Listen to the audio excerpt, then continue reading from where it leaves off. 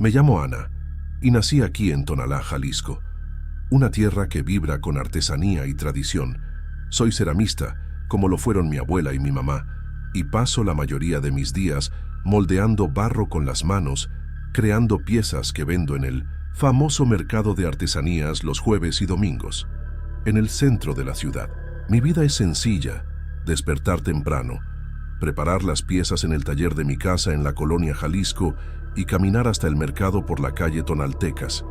Siempre he sido práctica, nunca hice caso a cuentos de espantos ni creencias, aunque escuchara a los mayores contar leyendas sobre el mercado. Pensaba que era puro folclore para asustar a los turistas. Vivir en Tonalá es oler el barro fresco en el aire, escuchar el bullicio de las charlas en los puestos y ver los colores de las cerámicas, los textiles y los objetos que llenan las calles. El mercado es un laberinto de vida, con toldos montados en la plaza Sigualpili y las calles alrededor, como la avenida Tonalá, donde todos se encuentran. Por la noche, cuando los puestos empiezan a cerrar, el lugar toma un aire diferente, más tranquilo, casi pesado, con las luces débiles de los postes y el sonido de los pasos resonando en las piedras del pavimento. Nunca me molestó eso. Siempre me gustó la calma. Fue un jueves, ya casi al final del día, cuando noté algo extraño. Estaba acomodando mis piezas de cerámica en el puesto, en la parte más cercana a la calle Hidalgo, cuando vi una figura en un rincón del mercado, cerca de un árbol antiguo que todos conocen. Era un hombre, o al menos parecía serlo, encorvado, con un poncho oscuro cubriéndole la cabeza y las manos escondidas en las mangas. Tenía una pequeña mesa frente a él con algunos objetos que no alcanzaba a distinguir desde lejos. Algo en él me inquietó, como si el aire a su alrededor fuera más frío.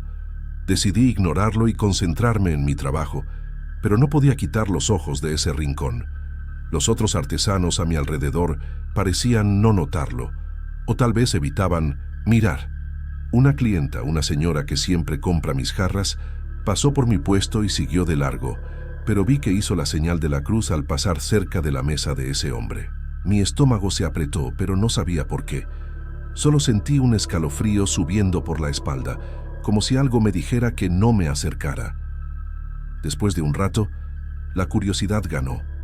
Necesitaba saber qué estaba vendiendo. Terminé de atender a un cliente y di una vuelta por el mercado fingiendo que solo estiraba las piernas. Cuando me acerqué, vi que los objetos en la mesa eran peculiares. Pequeñas esculturas de barro negro, diferentes a todo lo que hacemos aquí, y unos collares con piedras opacas que parecían absorber la luz. Él no levantó la cabeza, pero sentí que me observaba desde debajo de ese poncho. Intenté entablar conversación, preguntar el precio de uno de los collares, pero su voz era ronca, casi un susurro, y solo dijo: «Es tuyo, si lo quieres». No tenía tono de vendedor, parecía más un desafío. Di un paso atrás, sintiendo el corazón latir más rápido, y regresé a mi puesto sin comprar nada. Pero mientras caminaba, juro que escuché una risa baja detrás de mí, como si supiera algo que yo no. Esa noche, mientras guardaba mis cosas, vi que ya se había ido. No quedó ni rastro de la mesa ni de los objetos, como si nunca hubiera estado ahí. Me sentí aliviada, pero al mismo tiempo intrigada. ¿Quién era ese hombre? ¿Por qué nadie hablaba de él abiertamente?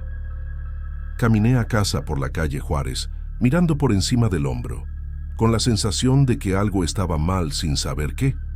Al llegar a casa, le conté a mi mamá lo que había visto. Se puso seria, algo raro en ella, y me dijo que nunca comprara nada de alguien así en el mercado. Dijo que desde que ella era joven hablaban de una figura que aparecía de vez en cuando, siempre vendiendo cosas malditas. Pensé que exageraba, pero su mirada no dejaba lugar para bromas. Me fui a dormir con un peso en el pecho, sin saber si creer o no. En los días siguientes, traté de olvidar el incidente.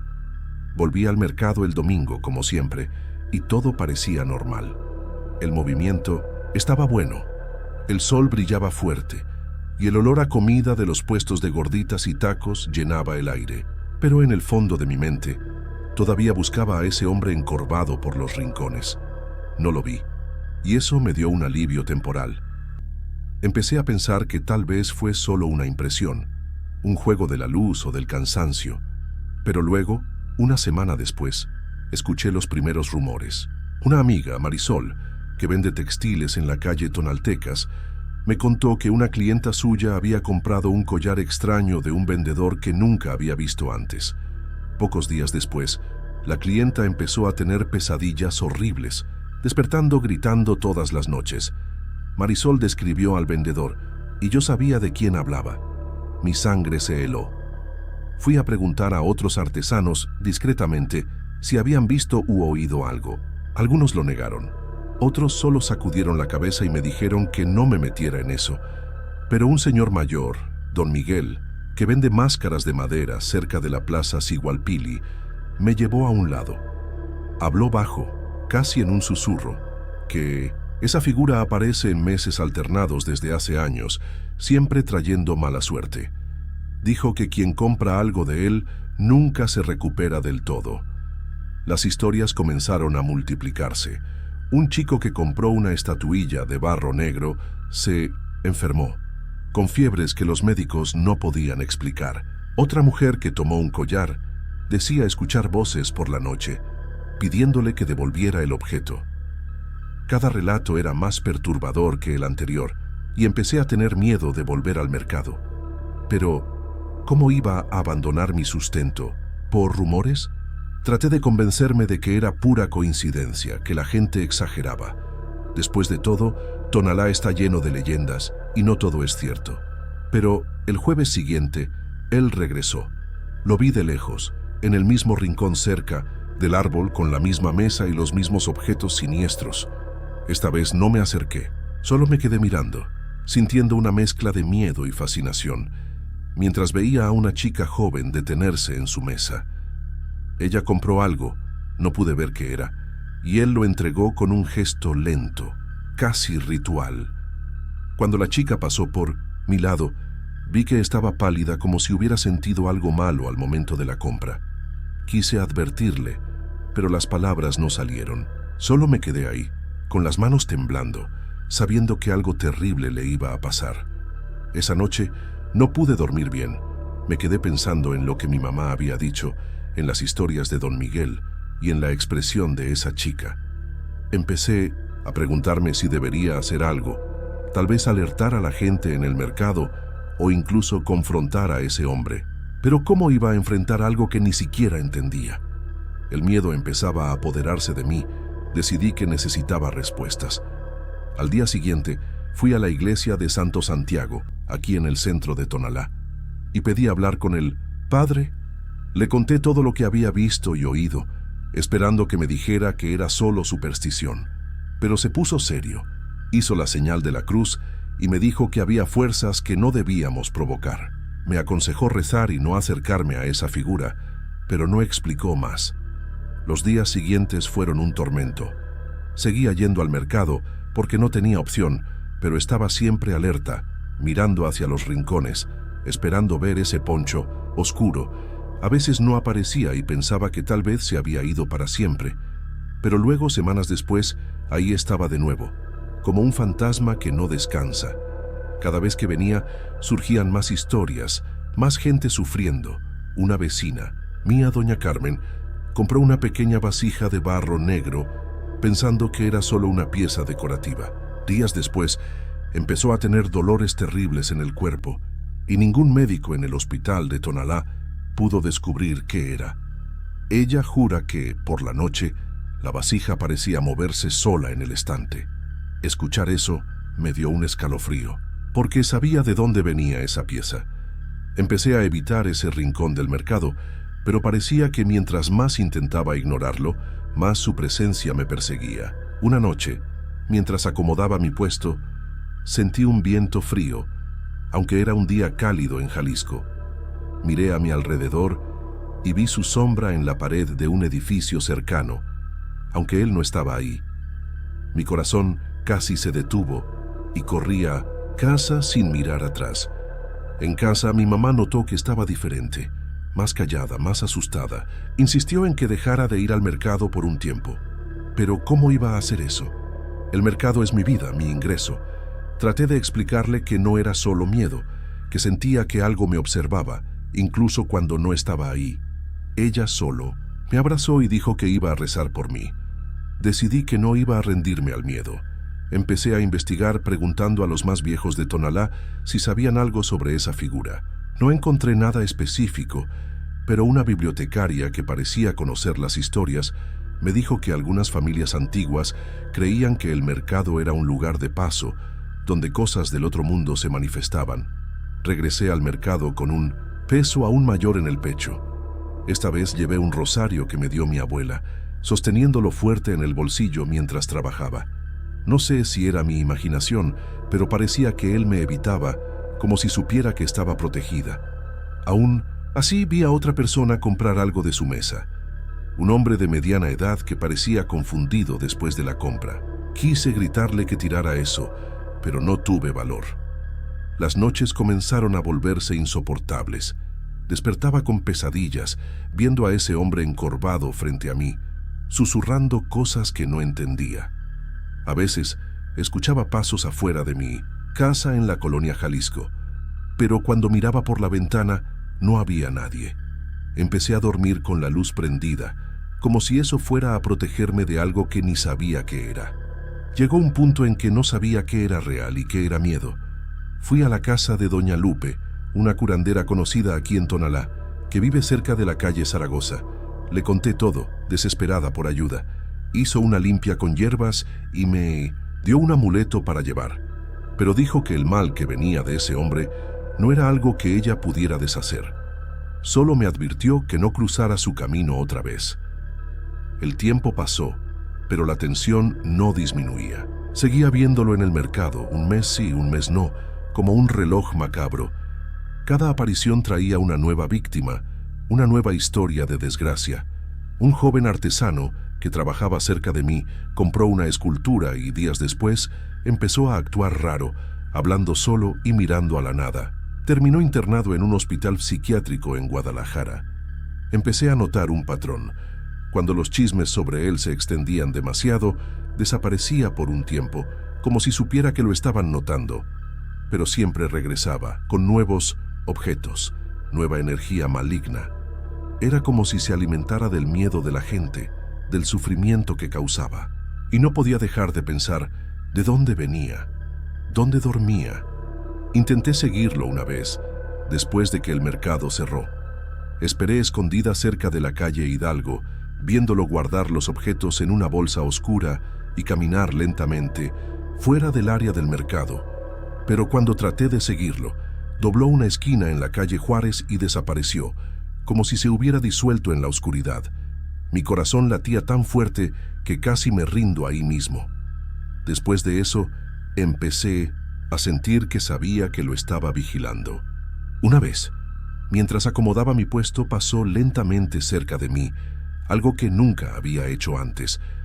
No me miró directamente, pero sentí el peso de su mirada, como si me estuviera marcando. Esa noche, una de mis cerámicas cayó sola del estante en casa, haciéndose pedazos en el suelo. Ya no sé qué hacer. Una parte de mí quiere abandonar el mercado, dejar Tonalá, huir a algún lugar donde no pueda encontrarme. Pero otra parte siente que, si me voy a cargar esto conmigo como una maldición. Mi mamá y algunos amigos insisten en que busque ayuda fuera de la ciudad, tal vez en Guadalajara, con alguien que entienda más de fuerzas sobrenaturales. Mientras tanto, sigo yendo al mercado porque no tengo opción. Cada jueves y domingo es una batalla contra el miedo, contra la sensación de que algo malo va a pasar. Todavía veo gente comprando cosas de su mesa, incluso con las advertencias de los mayores. No sé cómo alertar a todos sin parecer loca, sin atraer más atención de él hacia mí. Las preguntas no dejan de dar vueltas en mi cabeza. ¿Quién es? ¿Por qué aparece solo en meses alternados? ¿Qué son esos objetos que vende y de dónde vienen? Siento que estoy cerca de descubrir algo, pero al mismo tiempo tengo pavor de lo que pueda ser. Cada día que paso en el mercado parece un paso más cerca de un abismo que no puedo ver. Por ahora, solo me queda esperar. Espero que no regrese el próximo mes. Espero que las historias paren. Espero que el mercado de Tonalá vuelva a ser solo un lugar de colores y vida. Pero en el fondo sé que va a volver, con nuevos objetos, nuevos horrores, y no sé si podré escapar cuando eso pase.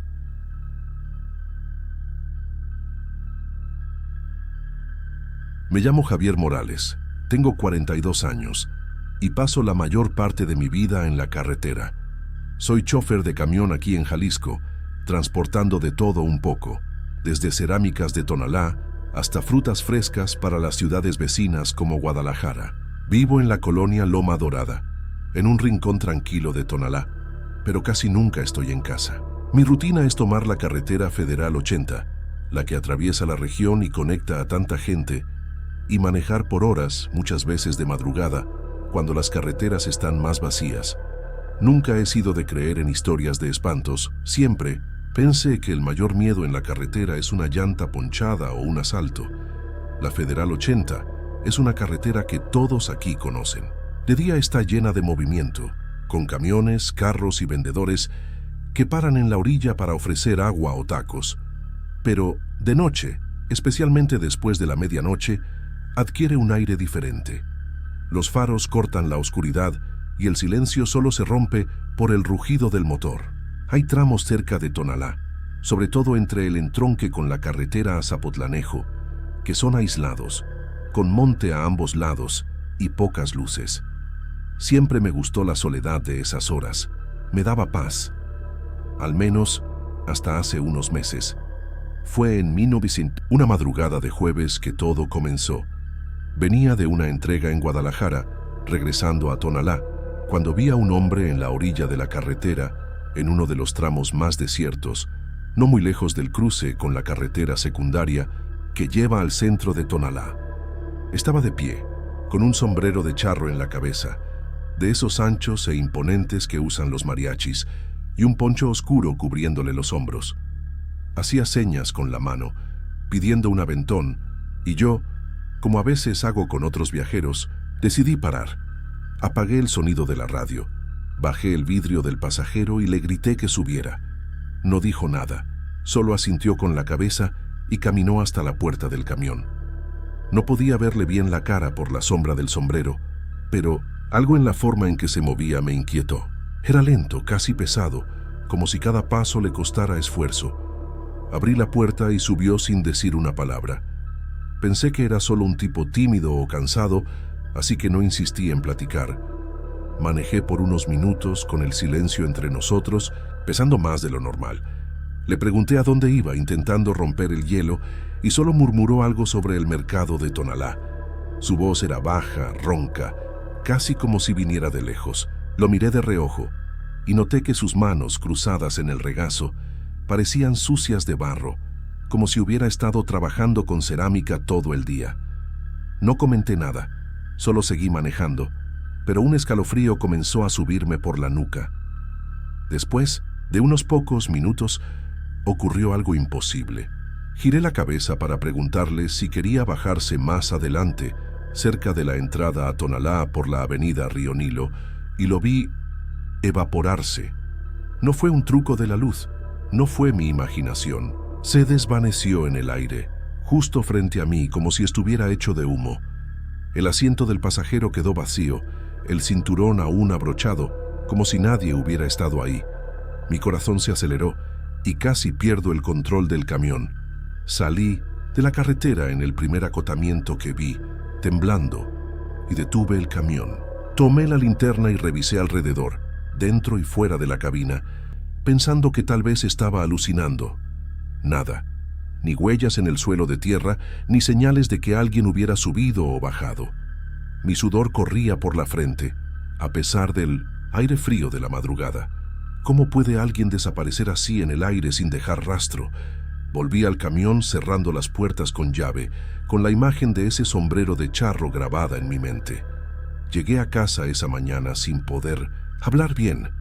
Le conté a mi hermano menor, Raúl, que también hace entregas por estas zonas, lo que había pasado. Se rió al principio. Dijo que necesitaba vacaciones, pero cuando vio mi cara se puso serio. Me preguntó si el hombre parecía un charro antiguo, con ropa de otra época.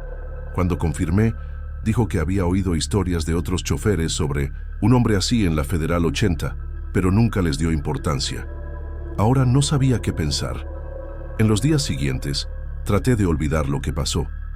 Regresé a la carretera porque no puedo parar de trabajar, pero comencé a evitar dar aventones, especialmente de madrugada. Cada vez que pasaba por ese tramo de la Federal 80, cerca del cruce con las carreteras menores de Tonalá, aceleraba un poco más, con miedo de volver a ver ese sombrero de charro. Mi radio se quedaba siempre encendida, a todo volumen, para ahogar cualquier pensamiento extraño. Pero las cosas no se quedaron tranquilas por mucho tiempo.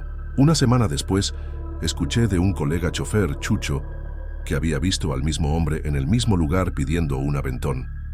Chucho paró como yo y también vio al hombre evaporarse en el aire minutos después, sin explicación. Solo que en su caso, la radio del camión comenzó a hacer ruido sola después de que el hombre desapareció, tocando una canción antigua de mariachi que nunca había oído. Escuchar eso me dio un nudo en el estómago. Fui a preguntar a otros choferes y vendedores que trabajan en la Federal 80, en esos puntos de parada cerca de Tonalá, como el que está en la entrada de la ciudad por la avenida Tonaltecas. Algunos se rieron, otros se pusieron serios y dijeron que ya habían oído hablar. Un vendedor de café, don Pepe, que pone su puestecito en la orilla de la carretera, me contó que ese hombre aparece desde hace años, siempre de madrugada, y que nadie sabe de dónde viene. Dijo que algunos creen que es el espíritu de un comerciante de cerámica que murió en una tormenta, tratando de llevar mercancías al mercado de Tonalá. Las historias comenzaron a acumularse en mi cabeza. Cada persona a la que preguntaba parecía tener una pieza de la leyenda. Un chofer más viejo dijo que después de dar aventón al hombre, sintió un viento frío dentro del camión por días. Otro mencionó que vio al hombre desvanecerse mientras lo miraba por el retrovisor, como si se hubiera disuelto en la oscuridad. Comencé a ponerme paranoico, revisando mi camión todo el tiempo, con miedo de sentir algo que no debería estar. A esa misma semana volví a ver al hombre. Era otra madrugada, y venía de una entrega larga, agotado pero alerta. Ahí estaba, en el mismo punto de la carretera, con el sombrero de charro y el poncho, haciendo señas como la primera vez. Mi corazón se heló, y esta vez no paré. Pasé de largo mirándolo por el retrovisor, y juro que vi cómo giraba la cabeza hacia mí, como si supiera que lo había reconocido. Al llegar a Tonalá, paré en un restaurante de 24 horas en la avenida Río Nilo, solo para tomar un café y calmarme. Le conté al mesero lo que vi, y no se rió. Solo dijo que era mejor evitar ese tramo de noche, que mucha gente había pasado por eso, y que no todos vuelven a sentirse normales después. No explicó más, pero su tono me puso aún más nervioso. Esa noche no pude dormir. Me quedé pensando en lo que don Pepe había dicho sobre el comerciante de cerámica muerto en una tormenta. Tonalá es famosa por sus cerámicas y el mercado de artesanías es el corazón de la ciudad. ¿Tendría ese hombre algo que ver con eso? ¿Querría algo de mí o de cualquiera que pasara por ahí? Empecé a sentir que no era solo coincidencia. Decidí que necesitaba saber más. Al día siguiente, fui al centro de Tonalá, cerca de la Plaza Sigualpili, donde conozco a algunos artesanos antiguos que trabajan en el mercado los jueves y domingos. Les pregunté si habían oído de un comerciante que murió tratando de entregar mercancías. Una señora, doña Socorro, dijo que sí, que la historia era antigua, de un hombre que perdió todo en una tormenta trágica en la Federal 80. Pero me advirtió que no me metiera en eso, que algunas almas no descansan. Después de esa conversación, comencé a sentir un peso mayor. Seguí trabajando, porque las cuentas no paran, pero cada viaje por la Federal 80 era una tortura. Evitaba ese tramo siempre que podía, tomando rutas alternativas, aunque tardaran más. Pero no siempre era posible, y en una de esas madrugadas, ahí estaba de nuevo en el mismo lugar pidiendo un aventón. No paré, pero sentí un escalofrío en la espalda, como si estuviera más cerca de lo que parecía. Al día siguiente, ocurrió algo peor. Cuando revisé mi camión por la mañana, antes de salir de casa en la colonia Loma Dorada, Sentí un olor extraño a tierra mojada dentro de la cabina. No había nada visible, ni barro ni suciedad, pero el olor no se iba, incluso con las ventanas abiertas. Limpié todo, pero parecía que algo invisible había estado ahí. Empecé a pensar que me estaba marcando, aunque no parara para él. Le conté a mi esposa Leticia lo que estaba pasando. Se preocupó, dijo que me veía pálido, que no estaba durmiendo bien. Insistió en que dejara de trabajar de madrugada por un tiempo, pero ¿cómo iba a hacer eso? El flete nocturno paga más y necesitamos el dinero. Solo me hizo prometer que llevaría un rosario en el camión, que era de su abuela, para protegerme. No soy muy religioso, pero acepté. Las cosas empeoraron. Empecé a escuchar ruidos en el camión durante los viajes, como si algo raspara en el techo o golpeara levemente en la carrocería. A veces, la radio se encendía sola, con un ruido que parecían voces lejanas. En una de esas noches, mientras pasaba por un tramo aislado de la Federal 80, vi por el retrovisor algo que parecía una sombra en el asiento trasero. Cuando paré para mirar, no había nada, pero mi corazón no se calmó por horas. Fui a ver a un amigo, el padre Esteban, en la iglesia de Santo Santiago, en el centro de Tonalá. Le conté todo, desesperado por alguna explicación o ayuda. Escuchó con atención, hizo la señal de la cruz y dijo que algunas almas se quedan atrapadas por tragedias o asuntos pendientes. Me dio una botellita de agua bendita para llevar en el camión y me dijo que rezara siempre que sintiera algo extraño. Por ahora, sigo en la carretera porque no tengo opción. Llevo el rosario, el agua bendita y el amuleto, pero no sé si eso es suficiente. Cada vez que paso por ese tramo de la Federal 80, rezo para no verlo, pero sé que tarde o temprano estará ahí esperando, con ese sombrero de charro, listo, para evaporarse en el aire y dejarme con más preguntas que respuestas.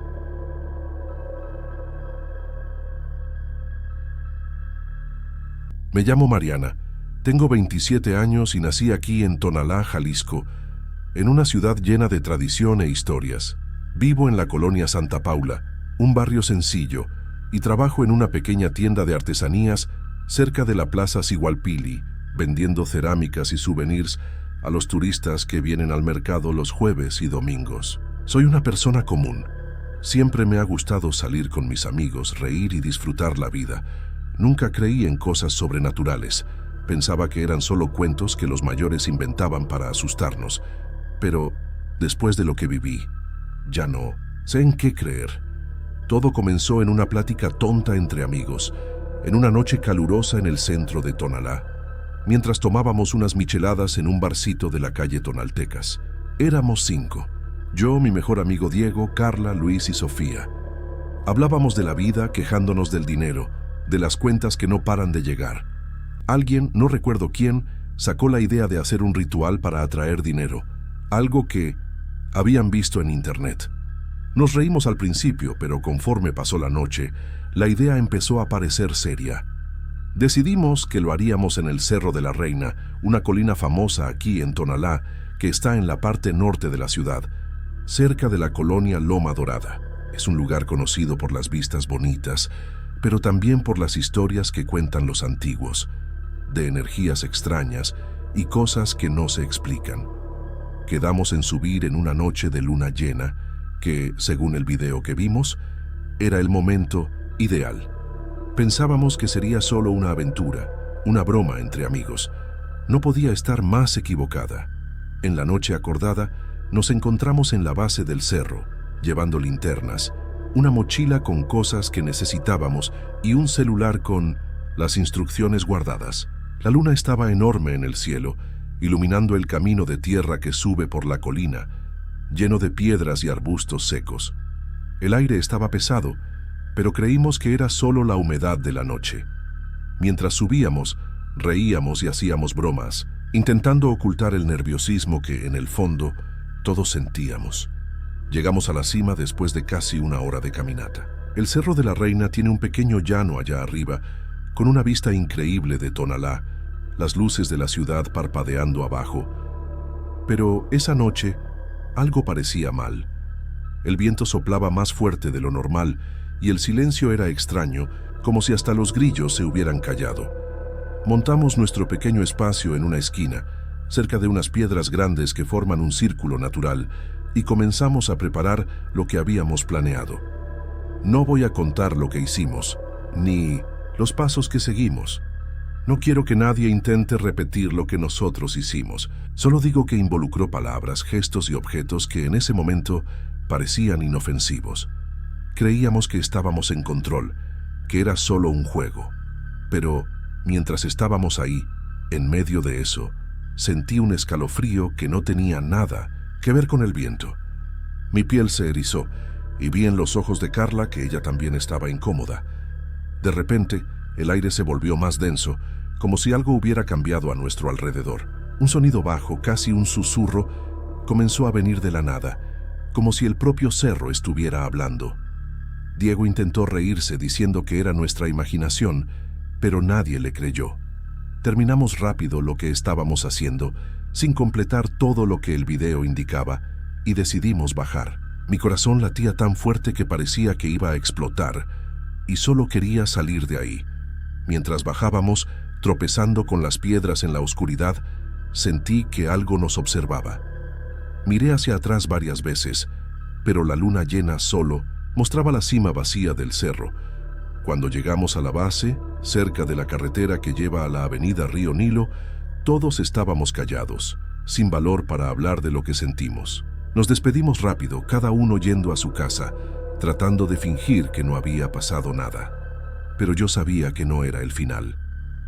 Esa noche no pude dormir.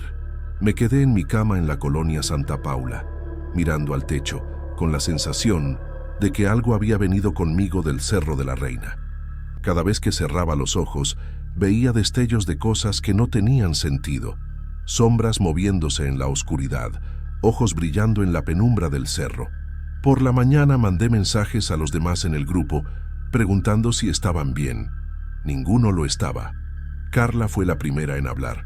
Dijo que despertó a medianoche con la sensación de que alguien estaba en su cuarto, pero cuando prendió la luz no había nadie, solo que el aire parecía helado, aunque la ventana estuviera cerrada. Luis confesó que vio algo en el espejo del baño, un bulto que desapareció cuando se acercó. Diego y Sofía también tenían historias. Él escuchó pasos en su casa vacía y ella vio algo moverse en las cortinas. Comenzamos a darnos cuenta de que no era coincidencia. Traté de convencerme de que era solo el miedo jugando con nosotros, que nos habíamos impresionado con la noche en el cerro. Pero, en el fondo, sabía que era más que eso. Al día siguiente, mientras trabajaba en la tienda cerca de la plaza Sigualpili, no podía concentrarme. Todo el tiempo sentía que veía algo por el rabillo del ojo, una sombra que no estaba ahí cuando giraba la cabeza. Mi corazón se aceleraba sin razón y comencé a evitar lugares oscuros. Fui a encontrarme con los demás en una cafetería en la calle Tonaltecas, necesitando hablar cara a cara. Todos estaban con ojeras, pálidos, como si no hubieran dormido en días. Carla dijo que estaba teniendo sueños con el cerro, pero no quiso contar lo que veía, solo que despertaba gritando. Luis admitió que empezó a evitar espejos, por miedo a lo que pudiera ver. Decidimos que necesitábamos entender qué habíamos hecho, pero nadie quería volver allá arriba. Investigamos sobre el Cerro de la Reina, buscando historias o leyendas locales. Descubrimos que el cerro siempre ha sido considerado un punto de energía por algunas personas aquí en Tonalá, que los antiguos hacían ofrendas ahí para pedir protección. También leímos rumores de que cosas malas les pasaron a quienes jugaron con fuerzas que no entendían. Eso solo empeoró nuestro miedo. Después de eso, las visiones comenzaron a ser más frecuentes. Para mí, era como si viera figuras en el borde de mi visión, siempre borrosas, pero con formas humanas, como si me siguieran. Por las noches escuchaba susurros que no podía entender, como si vinieran del otro lado de la pared. No era solo en mi casa. En el trabajo, en la calle, donde fuera que estuviera, sentía que algo estaba cerca. Algo que no podía ver de verdad. Le conté esto a los demás y estaban pasando por cosas similares. Sofía dijo que veía manos saliendo de la oscuridad en sus sueños, intentando agarrarla. Diego confesó que sentía un peso en los hombros, literalmente, como si algo se sentara sobre él mientras dormía. Todos estábamos aterrados, comenzando a pensar que habíamos abierto algo que no sabíamos cómo cerrar. Decidí hablar con mi abuela, que vive aquí en Tonalá, cerca de la calle Juárez, y siempre ha tenido un pie en las historias antiguas. Le conté lo que pasó, sin entrar en detalles de lo que hicimos en el cerro. Se puso seria, hizo la señal de la cruz y dijo que el Cerro de la Reina no es lugar para jugar, que hay fuerzas ahí que no perdonan a quien las provoca. Me dio un amuleto de protección y me dijo que rezara, pero vi en sus ojos que ni eso iba a resolver todo. Los días siguientes fueron una pesadilla.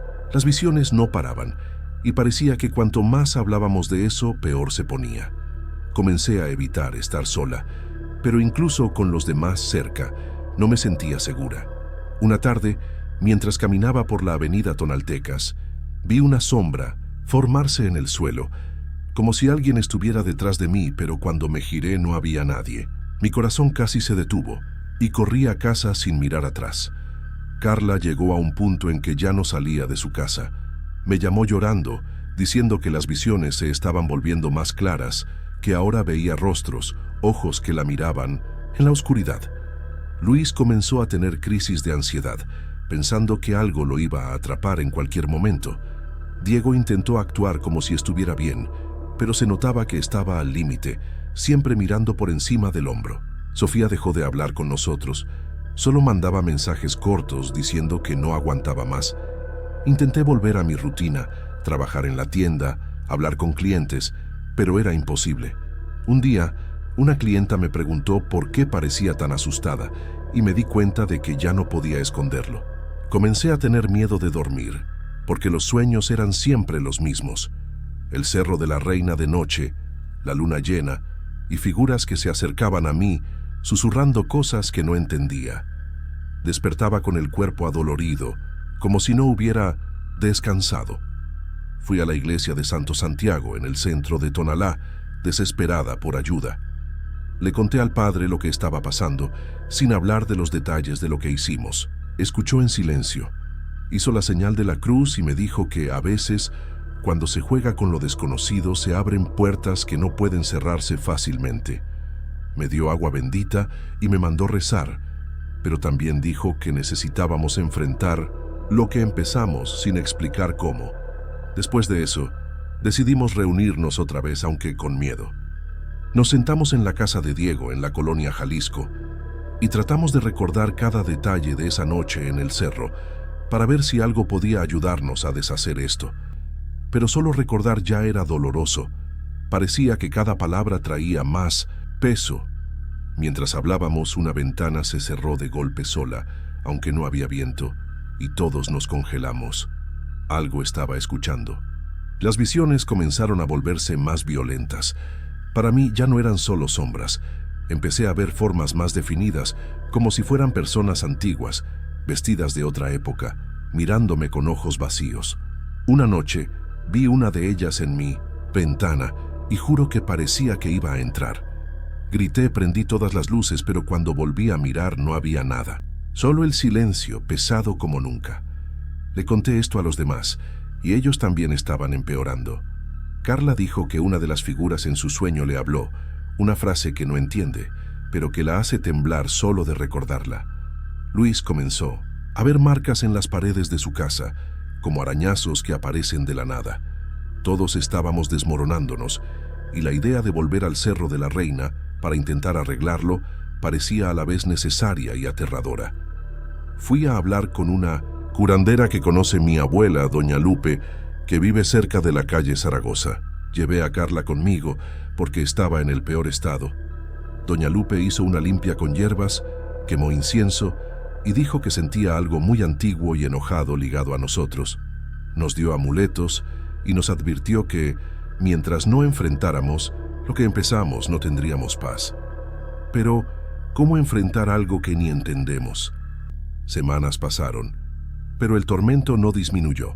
Las visiones seguían, a veces más sutiles, a veces tan reales que pensaba que iba a enloquecer. Comencé a evitar lugares altos, con miedo de cualquier cosa que me recordara al Cerro de la Reina, pero parecía que no importaba dónde estuviera, en mi casa en la colonia Santa Paula o caminando por la calle Juárez, algo siempre me encontraba. Carla fue la primera en ceder por completo. La internaron en un hospital en Guadalajara, después de tener un colapso nervioso. Los médicos dijeron que era estrés, pero me mandó un mensaje antes, diciendo que no soportaba más ver esas cosas. Luis dejó de trabajar, encerrado en casa, y Diego empezó a beber más, intentando olvidar. Sofía aún no habla bien con nosotros, solo dice que está tratando de sobrevivir. Intenté mantenerme firme, pero es difícil. Las visiones ahora vienen con sonidos, gritos ahogados que resuenan en mi cabeza incluso despierta. Una noche, mientras intentaba dormir, sentí algo tocar mi hombro, ligero, pero helado.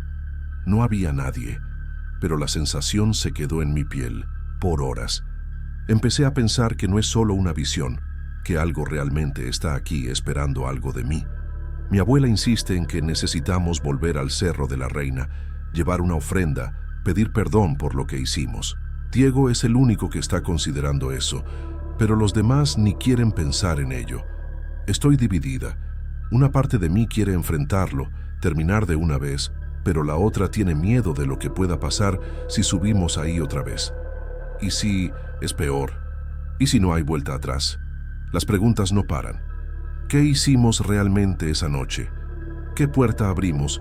¿Y por qué estas cosas no nos dejan en paz? Siento que hay algo en el cerro esperando por nosotros, algo que quiere que regresemos, pero volver significa arriesgar todo, tal vez incluso nuestra cordura o algo peor. No sé si tengo el valor para eso. Por ahora trato de vivir un día a la vez, pero no es fácil. Evito hablar del cerro, de esa noche, pero las visiones no me dejan olvidar. Trabajo en la tienda con una sonrisa forzada, escondiendo el miedo de los clientes, pero sé que no puedo huir para siempre.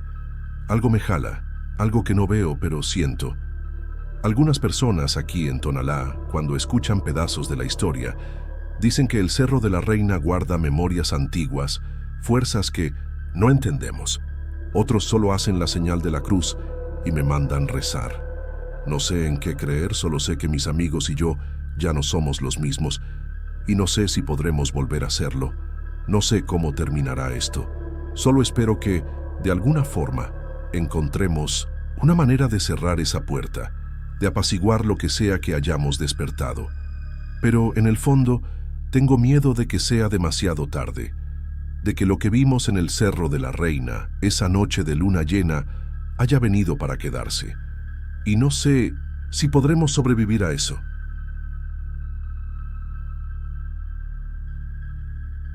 Me llamo Laura. Tengo 28 años y soy médica residente en el Hospital General de Tonalá, aquí en Jalisco. Vivo en la Colonia Centro, cerca de la Plaza Sigualpili, en una casita sencilla que comparto con una compañera de trabajo. Mi vida es una carrera de turnos, café frío y noches largas cuidando pacientes. Soy recién egresada, aún aprendiendo a lidiar con la presión de salvar vidas, y nunca hice caso a historias de espantos o supersticiones que escuchaba de los mayores. Siempre pensé que el mayor miedo en un hospital es perder un paciente, no ver fantasmas. Pero después de lo que viví ya no estoy tan segura. Trabajar en el Hospital General de Tonalá es intenso. El edificio, que está en la avenida Tonaltecas, es antiguo, con pasillos estrechos y paredes descascaradas que parecen guardar historias de décadas. De día el lugar es ruidoso, lleno de pacientes, familiares y el sonido constante de los monitores cardíacos. Pero de madrugada, durante los turnos nocturnos, todo cambia. Los pasillos se vacían, las luces se atenúan y el silencio solo se rompe por el eco de mis pasos o el pitido distante de alguna máquina. Siempre me gustó la calma de la noche, hasta que se convirtió en mi pesadilla. Fue un miércoles alrededor de las 3 de la mañana cuando ocurrió. Estaba haciendo mi ronda nocturna en el ala de urgencias, un sector que siempre tiene movimiento, pero que a esa hora estaba extrañamente tranquilo. Acababa de revisar a un paciente con fiebre alta cuando pasé por una de las camas en la esquina del ala, donde un cuerpo cubierto por una sábana aguardaba el traslado a la morgue. Era un señor que había fallecido unas horas antes, víctima de complicaciones cardíacas. No pensé mucho, solo anoté algo en el expediente y seguí. Pero, mientras me alejaba, sentí un escalofrío helado subir por mi nuca. No era el aire acondicionado ni el cansancio, era algo diferente, como si alguien me estuviera mirando. Me detuve en medio del pasillo, con el corazón acelerado, y contra mi sentido común, giré la cabeza hacia atrás. Lo que vi me hizo congelarme. Los ojos del muerto estaban abiertos, fijos en mí, brillando bajo la luz tenue del techo. No era imaginación, no era un truco de la luz. Me miraba como si supiera que yo estaba ahí. Di un paso atrás, casi tirando la tabla que sostenía, y parpadeé con fuerza, pensando que estaba alucinando. Cuando volví a mirar, los ojos estaban cerrados, la sábana intacta, como si nada hubiera pasado. Todo mi cuerpo temblaba y sentí un sudor frío correr por mi frente. Corrí hasta la sala de enfermeras que está del otro lado del ala, pero no conté nada en ese momento. ¿Cómo iba a explicar algo así sin parecer loca? Solo pedí un vaso de agua y traté de calmarme. Esa noche no pude concentrarme más. Cada vez que pasaba por un pasillo oscuro o por otra cama, miraba por encima del hombro, con miedo de ver algo que no debería estar ahí. Cuando terminó el turno, al amanecer, fui directo a casa en la Colonia Centro, sin siquiera detenerme, a tomar café con los colegas. Me acosté en la cama, pero el sueño no llegó. Esos ojos no salían de mi cabeza como si aún me estuvieran viendo, incluso a kilómetros de distancia. Al día siguiente, aún afectada, comenté lo que pasó con una enfermera más experimentada, doña Marta, que lleva más de 20 años trabajando en el hospital. Pensé que se reiría o diría que era cansancio, pero se puso seria. Me llevó a un rincón lejos de los demás y me preguntó en qué ala estaba cuando vi eso. Cuando respondí que en urgencias, hizo la señal de la cruz y dijo que no era la primera vez que algo así sucedía. Mi estómago se apretó. Doña Marta me contó en voz baja que en las últimas semanas otros profesionales habían tenido experiencias similares, siempre en la misma ala, siempre de madrugada. Un médico vio los ojos de un fallecido abiertos mirándolo, y una enfermera jura que escuchó un susurro viniendo de una cama cubierta. Lo más escalofriante, siempre era el último profesional que se quedaba solo en el ala durante la noche. Escuchar eso me hizo sentir un miedo que nunca había sentido antes. No estaba sola en esto, pero eso solo lo hacía más real. Después de esa conversación comencé a obsesionarme. No podía dejar de pensar en lo que vi, ni en las historias que doña Marta contó. Traté de convencerme de que era solo su gestión, que el hospital con sus pasillos viejos y su historia jugaba con nuestra mente. Pero en el fondo, sabía que no era solo eso. Comencé a evitar el ala de urgencias en los turnos nocturnos, pidiendo a las colegas que cambiaran de sector conmigo, pero no siempre era posible. En otra noche, unos días después, terminé en urgencias de nuevo. El turno estaba tranquilo, pero me sentía tensa, como si algo fuera a pasar. Cerca de las 2 de la mañana, mientras revisaba los equipos, pasé por otra cama cubierta, un cuerpo que esperaba el traslado. Traté de no mirar directamente, enfocándome en el suelo, pero ese mismo escalofrío regresó más fuerte que antes. Mi instinto gritaba que no girara, pero no pude controlarme. Cuando miré, ahí estaban los ojos abiertos de nuevo, fijos en mí. Era una mujer esta vez, que había fallecido horas antes por un accidente. Su mirada era vacía, pero parecía atravesarme, como si quisiera decir algo. Solté un grito ahogado, cubriéndome la boca con la mano, y di un paso atrás. Parpadeé, desesperada, y los ojos se cerraron como la vez anterior. Pero esta vez, juro que vi la sábana moverse ligeramente, como si algo se hubiera movido debajo. Corrí a la sala de descanso, cerrando la puerta detrás de mí. Me quedé ahí por unos minutos tratando de respirar, con el corazón en la boca. Cuando una enfermera tocó a la puerta, preguntando si todo estaba bien, inventé una excusa diciendo que me había sentido mal. No conté lo que vi, pero sabía que no podía ignorarlo más. Eso estaba ocurriendo de nuevo, y yo era el objetivo, por ser la última sola en el ala. Al día siguiente, Busqué a otros colegas que habían pasado por eso. Un médico residente, Carlos, confesó que vio lo mismo hace 2 semanas. Dijo que, después de ver los ojos abiertos, comenzó a sentir que algo lo seguía en los pasillos, incluso de día. Una enfermera, Ana, contó que escuchó un susurro bajo viniendo de la cama cubierta, algo como «me ve» antes de correr de ahí. Cada historia era un pedazo del mismo pesadilla, y comencé a sentir que no era pura coincidencia. Intenté hablar con la administración del hospital, discretamente, para saber si podían cambiar los protocolos de traslado a la morgue, tal vez acelerar el proceso durante la noche. Pero solo dijeron que era falta de personal y que no podían hacer nada. Sentí que nadie lo tomaba en serio, o tal vez no querían admitir que algo estaba mal en el Hospital General de Tonalá. Comencé a volverme paranoica, revisando cada rincón antes de entrar a una sala. Las noches empezaron a ser insoportables. Incluso fuera del ala de urgencias, sentía un peso, como si algo me estuviera observando. Comencé a tener pesadillas, viendo esos ojos abiertos en la oscuridad, mirándome sin parpadear. Despertaba sudando, con la sensación de que algo estaba en mi cuarto en la Colonia Centro, aunque no hubiera nadie. Mi sueño se convirtió en un lujo que ya no podía tener. Decidí investigar sobre el hospital, para ver si encontraba alguna historia o leyenda que explicara esto. No hallé nada concreto, pero una persona que parecía conocer el pasado de Tonalá dijo que el hospital fue construido en un lugar que tuvo otros usos y que algunas almas no descansan donde hay mucho dolor. Eso solo empeoró mi miedo. Después de eso, comencé a evitar los turnos nocturnos siempre que podía, intercambiando turnos con colegas, inventando excusas. Pero no podía huir para siempre.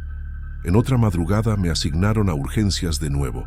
Traté de prepararme mentalmente, llevando un rosario que mi mamá me dio, escondido en el bolsillo de la bata. Pero mientras caminaba por los pasillos, el miedo era palpable, como si el aire estuviera más pesado. Cerca de las 3 de la mañana pasé por otra cama cubierta. Traté de ignorar mirando al frente, pero el escalofrío vino de nuevo como una advertencia. Mi corazón latía descontrolado, pero no pude resistir y giré la cabeza. Los ojos estaban abiertos, mirándome, esta vez con un brillo que parecía sobrenatural. Era un hombre joven que había fallecido esa noche. No lo soporté. Solté un grito y corrí al puesto de enfermería sin siquiera pensar en lo que los demás pensarían. Una enfermera que estaba ahí, Rosa, vio mi estado y preguntó qué había pasado. Le conté todo, desesperada, sin importarme si parecía loca. Para mi sorpresa, no se rió. Solo hizo la señal de la cruz y dijo que ya había oído de eso, que siempre era en la misma ala, siempre con el último que se quedaba solo. Me aconsejó no andar sola de noche, pero ¿cómo hacer eso en un turno donde a veces solo somos 2 o 3 en todo el sector? Las visiones comenzaron a perseguirme incluso fuera del hospital. Empecé a ver destellos de ojos abiertos en el rabillo de mi visión, incluso en casa o caminando por la calle Tonaltecas. Por las noches escuchaba ruidos leves como pasos en mi departamento en la Colonia Centro. Una vez desperté y vi una sombra en la esquina del cuarto, pero cuando prendí la luz no había nada. Comencé a pensar que estaba llevando esto conmigo, como si algo se hubiera pegado a mí. Fui a hablar con un padre en la iglesia de Santo Santiago, en el centro de Tonalá. Le conté lo que estaba pasando, sin entrar en muchos detalles, por miedo a ser juzgada. Escuchó con atención, hizo la señal de la cruz y dijo que lugares como hospitales, llenos de dolor y muerte, a veces guardan energías que no entendemos. Me dio agua bendita para llevar y me mandó rezar. Pero también dijo que, si algo me estaba eligiendo, necesitaba descubrir por qué.